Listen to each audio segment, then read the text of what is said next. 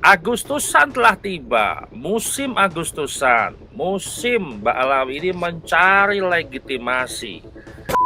Nah, di sini ada usulan dari PWNU DKI Jakarta yang disampaikan langsung oleh Ketua PWNU DKI Jakarta Kiai Samsul Ma'arif ya, untuk mengusulkan kepada Al-Walid Habib Ali bin Abdurrahman Al-Habsyi untuk diusulkan ke negara supaya bisa menjadi pahlawan kemerdekaan ya. Tapi semua itu harus izin keluarga. Kalau memang diperbolehkan, kami akan membuat surat ke presiden. Nah, karena saya bilang musim Agustusan, maka hampir setiap tahun Mbak Alawi itu mengajukan pahlawan. Seperti tahun lalu, Guru Tua yang diusulkan namun akhirnya tidak dipilih oleh presiden. Nah, musim tahun ini adalah usulan dari PWNU DKI Jakarta.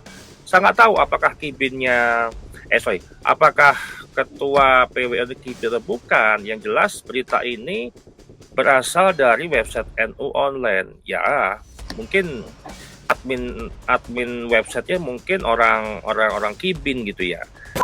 Nah, tapi yang jelas yang mau saya bahas di sini, pertanyaannya bukan Habib Ali itu ulama besar atau bukan. Kemudian apakah Habib Ali itu banyak dihormati orang, gitu kan? Nah, karena itu tidak ada yang membantah, ya. Nah, yang menjadi pertanyaannya adalah apakah negara itu memberikan gelar pahlawan berdasarkan penghormatan di masyarakat atau berdasarkan bukti sejarah yang bisa diverifikasi?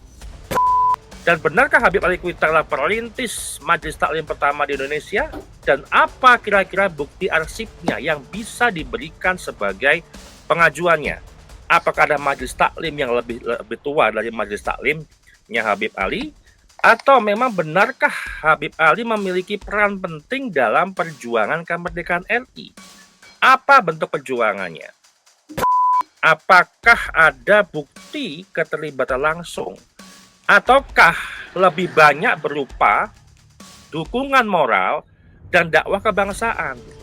Atau bisa jadi narasi itu hidup terutama dalam tradisi Islam.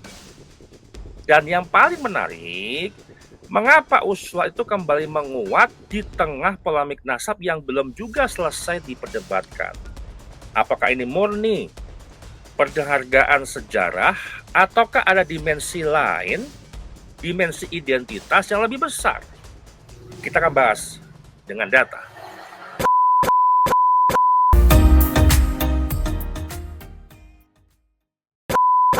Sahabat Charlie dimanapun berada, selamat datang di Papazal Insight Channel. Musim Agustusan ya, ini headline news menyambut bulan Agustus yang biasa tiap tahun itu kita menyambut Hari Kemerdekaan RI. Dan biasanya di Hari Kemerdekaan RI, negara selalu memberikan gelar pahlawan kepada orang-orang yang berjasa terhadap negara.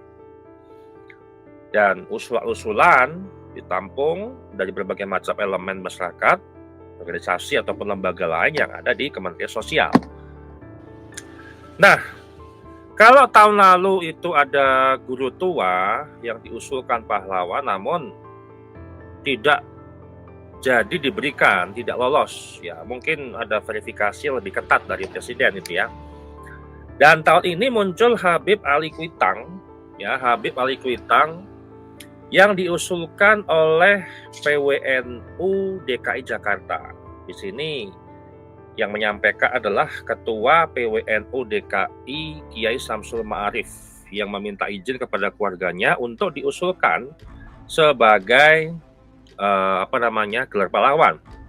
Nah, di website NU online yang diberitakan bahwa juga Habib Ali Kuitang adalah salah seorang tokoh penyiar agama Islam terdepan di Jakarta pada abad 20. Ia juga pendiri dan pimpinan pertama pengajian Majelis Taklim Kuitang yang merupakan satu cikal bakal organisasi keagamaan lainnya di Jakarta. Jadi yang kita garis bawahi adalah pendiri dan pimpinan pertama pengajian Majelis Taklim Kuitang, ya. Kemudian Habib Ali Kuitang kala itu yang menentukan hari dan waktu proklamasi kemerdekaan Indonesia. Jadi ini semacam diskusi sebelum jelang kemerdekaan RI. Dan kemudian Habib Ali Kuitang kala itu yang menentukan hari dan waktu proklamasi kemerdekaan Indonesia. Ini jelasnya. Ini yang seringkali dinarasikan oleh Habib Jindan, ya, bahwa Ali Jindan kalau nggak salah, ya, Habib Ali Jindan yang menarasikan bahwa yang menentukan hari kemerdekaan itulah Habib Ali Kuitang Al-Habsyi. Nah, gitu kan. Nah, sekarang kita uji, teman-teman. Kita uji apakah klaim itu ada bukti sejarahnya atau tidak, gitu kan. Nah, yang pertama kita bahas, benarkah Habib Ali Kuitang itu perintis Majelis Taklim pertama di Indonesia? Ini kan klaim yang beredar itu kan sebagai pendiri ataupun perintis Majelis Islam pertama di Indonesia. Nah, kemudian yang relatif mudah ditemukan justru klaim bahwa Majelis Taklim Kuitang merupakan salah satu majelis taklim tertua dan paling berpengaruh di Jakarta. Ini masalah historis, teman-teman. Kalau kita bicara majelis taklim pertama di Indonesia, itulah klaim yang sangat besar. Ingat, teman-teman, prinsip dasarnya. Semakin klaim itu besar, maka semakin besar pula beban pembuktiannya. Karena harus ada bukti juga di luar sana yang sebelum ada di Kuitang. Ya, tidak ada hanya di Kuitang saja. Misalkan yang serupa di Aceh, Banten, Kalimantan, Minangkabau, Jawa, Madura, Banjar, Makassar, dan seterusnya. Nah, undang-undang yang relevan di sini yang bisa disampaikan adalah di mana ada sebuah penelitian akademik yang menetapkan Majelis Kuitang ini sebagai majelis taklim pertama di Indonesia. Ada atau enggak? Karena sampai hari ini yang lebih banyak ditemukan di publik, data publik yang beredar yang bisa diakses oleh masyarakat adalah salah satu yang tertua. Bukan satu-satunya majelis pertama taklim di Indonesia, bukan yang pertama. Nah, ini yang menjadi masalah. Kemudian kedua, ketika ada klaim bahwa Habib Ali Al-Habsyi Kuitang ini bahwa usulan tanggal 17 Agustus 1945 itu adalah usulan Habib Ali. Apa kontribusi konkret terhadap kemerdekaan? Gitu kan? Nah, yang menjadi sebuah pertanyaan utama, apakah Habib Ali itu memimpin kemerdekaan? Apakah Habib Ali ini memimpin sebuah organisasi perjuangan? Kalau memimpin organisasi perjuangan, berarti ya mungkin juga bisa mengusulkan tanggal 17 Agustus adalah tanggal hari kemerdekaan RI. Kemudian ada nggak arsip yang memperlihatkan bahwa Habib Ali terlibat diplomasi kemerdekaan atau rapat prakemerdekaan lah? Karena kan sebelum menentukan tanggal pasti ada rapat prakemerdekaan. Atau minimal menjadi bagian bukti struktur politik kemerdekaan, atau juga memberikan sebuah dukungan moral dan dakwah kebangsaan, karena dua hal ini berbeda secara historiografi. Kat, berapa teh?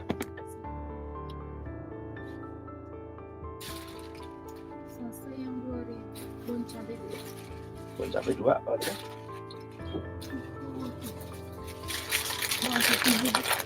Apa?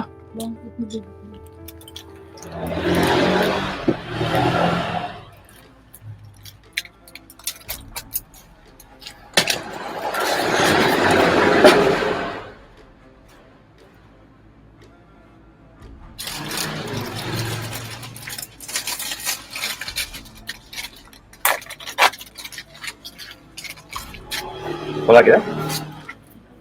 10?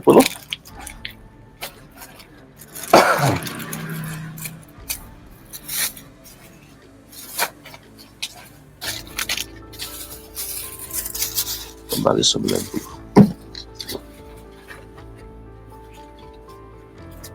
Sasana bang udah. Sasa berapa? Yang 2000. Oh.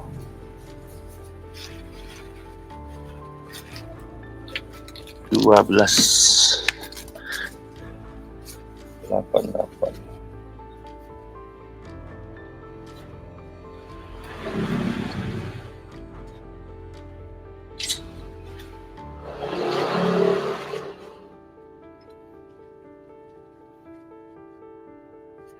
Deh. Boleh.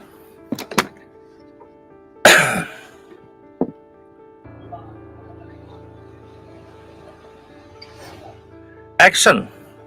Nah, kalau kontribusi Habib Ali Kuitang ini berupa dakwah, ya, pendidikan, ceramah, kemudian penguatan umat, maka itu jasa besar, ya, betul. Tapi, ada tapinya, negara itu harus menentukan apakah level jasanya ini setara dengan standar pahlawan nasional. Karena ini akan berhubungan dengan undang-undang. Nah, kemudian ketiga, teman-teman. Benarkah Soekarno ini sering meminta pendapat Habib Ali Kuitang? Ini salah satu klaim yang paling penting. Artinya, kalau minta pendapat berarti kalau zaman sekarang itu adalah penasihat presiden, Wantipres, ya, Dewan Pertimbangan Presiden, gitu kan, penasihat presiden lah. Ini karena sering dipakai sebagai bukti kedekatannya Habib Ali dengan Presiden Soekarno, katakan seperti itu, gitu kan. Karena ini klaim yang besar, maka harus dibuktikan dengan hal yang besar juga, ya. Nah, sekarang secara historis, ya, ada nggak surat Soekarno? Ada nggak memo Presiden Soekarno kala itu? Ada nggak arsip Sekretariat Negara, arsip apapun tentang kemerdekaan RI di masa lalu? Ada nggak catatan ajudan presiden? Atau mungkin arsip-arsip lain yang mencatat bahwa presiden seringkali meminta pertimbangan kepada Habib Ali Kuitang, atau Habib Ali Kuitang sering memberikan sebuah nasihat kepada presiden. Artinya sering ada pertemuan dong, sering ada diskusi, sering ada rapat, ya, sebelum rapat dengan para menteri. Kalau nggak ditemukan, maka secara akademik statusnya adalah tradisi lisan, bukan fakta historis yang sudah terverifikasi. Ini bukan berarti salah, tapi level pembuktiannya itu berbeda. Tradisi lisan, teman-teman, itu layak kok dihormati. Itu bagus dihormati. Tradisi lisan, ya, turun-temurun diwariskan, itu adab. Tapi berbeda levelnya. Gelar pahlawan nasional nggak hanya berdiri di atas tradisi lisan. Kan kelihatan tuh kalau seperti itu. Kalau nggak ada arsip, kalau nggak ada data, nggak ada historis, ya memang nggak pernah ada. Itu tradisi lisan aja. Berarti kan benar Mbak Alawi selama ini hanya mengandalkan tradisi lisan. Ingat yang pernah saya sampaikan ketika tentang komunikasi publik. Hal yang seringkali diulang terus ke depannya, itu akan menjadi sebuah kebenaran. Artinya pembenaran diri, kalau itu benar, padahal salah. Artinya, tradisi lisan itulah yang memberikan sebuah klaim besar itu tanpa sebuah pembuktian. Tapi minimal harus cari dulu datanya dong. Jangan hanya bersumber terhadap sumber-sumber yang tidak bisa diverifikasi atau sulit untuk dibuktikan, gitu kan. Kemudian yang keempat, ya, apakah jasa keagamaan itu otomatis memenuhi standar sebagai calon pahlawan nasional? Karena ini punya standar resmi negara. Ada undang-undang nomor berapa ya? Nomor 20 tahun 2009 misalkan. Di situ isinya adalah negara itu mensyaratkan ada sebuah perjuangan besar, ada karya luar biasa, ada dampak nasional, ada keteladanan, ada kontribusi terhadap negara dan bangsa ini. Kalau hanya salah satu toh ya sulit. Teladan oke diteladani karena ulama. Tapi ada nggak karya besarnya? Ada nggak perjuangan besarnya yang dibuktikan loh ya dengan data historis yang bisa diverifikasi, bukan klaim secara lisan. Bandingilah dengan Kiai Haji Hasyim Asy'ari atau Mbah Hasyim. Ada resolusi jihad tahun 45. Ada kok dokumentasi organisasi NU jelas, pendiri NU. Pengaruh langsung pada pertempuran Surabaya itu ada faktanya. Fakta yang bisa diverifikasi, ada sumber sejarahnya. Kemudian Kiai Haji Ahmad Dahlan, pendiri Muhammadiyah. Ya, reformasi pendidikan nasional, bahkan banyak pesantren modern yang ada hari ini, itu jasa dari Kiai Haji Ahmad Dahlan. Wahid Hasyim misalkan, Menteri Agama RI, BPUPKI, Perumusan Negara, itu pun juga ada jalur sejarah juga gitu loh. Tidak asal klaim. Nah, pertanyaannya, apakah bukti jasa Habib Ali Kuitang itu berada pada level nasional yang sama atau enggak? Ini yang harus jadi pertimbangan. Nah, terakhir teman-teman, mengapa usulan calon pahlawan dari Mbah Alawi ini walaupun memang berasal ataupun inisiatif lah, mungkin itu inisiatif atau mungkin ada sebuah dugaan-dugaan di balik itu, kita nggak tahu ya. Tapi mengapa usulan itu muncul kembali sekarang dan setiap tahun, dan inilah musim Agustusan bagi klan Mbah Alawi untuk kembali mendapatkan legitimasi dari negara. Ini adalah pertanyaan sosiologis politik, gitu kan? Tahun-tahun yang terakhir ini muncul, 3 tahun 4 tahun ini kan muncul, ya jelas polemik nasab, debat nasab, klaim Mbah Alawi justru Nabi, banyaknya khurafat, cita-cita halu, perdebatan identitas, perebutan narasi sejarah yang diklaim. Dalam kondisi seperti itu teman-teman, pengakuan negara itu menjadi simbol yang sangat kuat. Nasab orang yang sudah digugat palsu, maka dia akan lari kepada legitimasi, penguatan legitimasi. Artinya apa? Narasi Mbah Alawi itu runtuh, makanya Mbah Alawi itu butuh pengakuan-pengakuan supaya legitimasinya kembali menguat. Gak heran kemarin didatangkan ulama dari Syria bahwa nasabnya Mbah Alawi itu sahih mutawatir, melebihi hadis.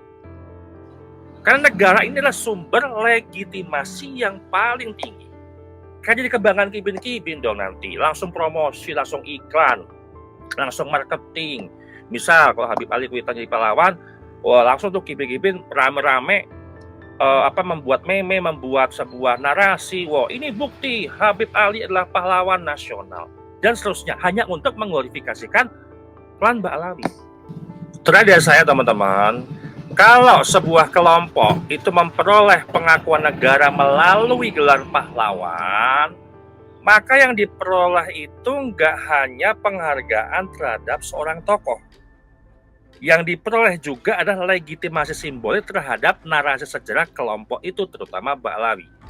Demikian dari saya. Terima kasih.